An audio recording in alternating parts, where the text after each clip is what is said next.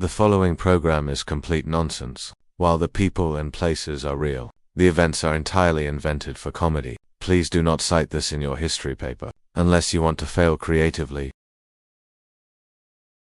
Most people believe the American Civil War began in 1861 over the issues of slavery and states' rights.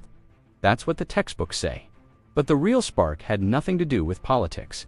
It began with a shopping trip, specifically a Viking shopping trip. In 1860, a stray longship of Norse adventurers somehow sailed up the Mississippi River. No one asked how they arrived. The important thing is that they came with cargo, axes, thousands of them, gleaming, double-bladed, guaranteed to cause trouble. The Vikings quickly discovered Americans loved a bargain, and so they launched the world's first buy-one-get-one-free promotion. For every battle axe purchased, one berserker came free of charge. The Union bought heavily. The Confederacy, not to be outdone, bought even more. Soon, both sides were bristling with Norse steel and confused Scandinavian mercenaries. Historians claim the war began at Fort Sumter.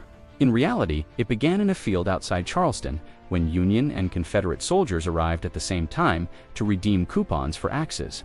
Shots were fired, not over slavery, but over who had the valid discount voucher. Once the fighting began, the Vikings saw opportunity. They offered subscription packages, monthly deliveries of shields, helmets, and motivational sagas. Generals on both sides reported their men charging into battle, yelling phrases like "Odin approves this maneuver."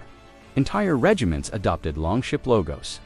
One Confederate colonel briefly rebranded his unit as the 3rd Virginia Berserker Brigade. Logistics, of course, became complicated. Muskets and cannon fire clashed with axes in ways military academies had never prepared for.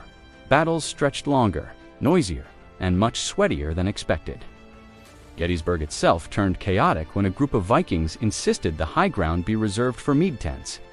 Officers agreed because no one wanted to argue with men wearing horned helmets. By 1865, both North and South were exhausted, not from politics, but from trying to calculate bulk order discounts on imported axes. Abraham Lincoln's famous Gettysburg Address was in its first draft. Just a polite request for the Vikings to stop offering 2-for-1 battlefield packages. The war ended not because of Appomattox, but because the Vikings abruptly sailed away, declaring America out of credit. And that is why the American Civil War had less to do with states' rights and more to do with a clearance sale gone horribly wrong.